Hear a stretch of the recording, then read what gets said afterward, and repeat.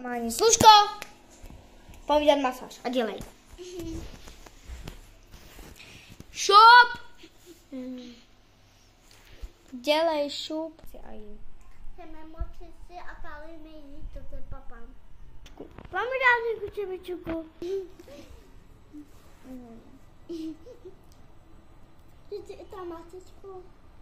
Ne, dělej. Face, služko. Tak. A teď si klepni tady. Šup! Tako. Šup. Musíš face, ale služko. Musíš face.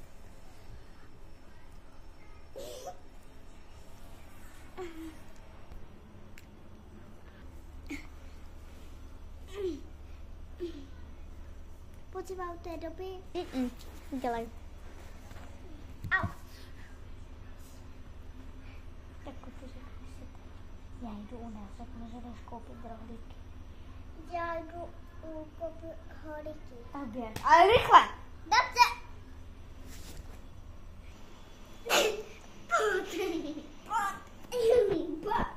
To anekdota je.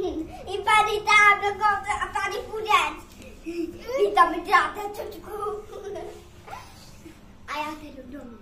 Já jdu koupit holíky. Já už jsem doma. Čem koupit a čekou. Tak mi to dej. A dělej.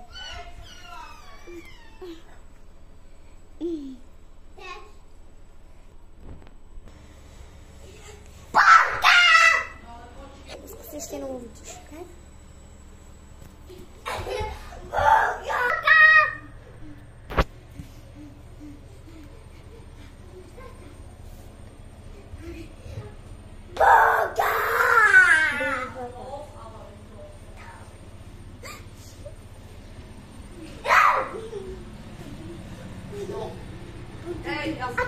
Služko!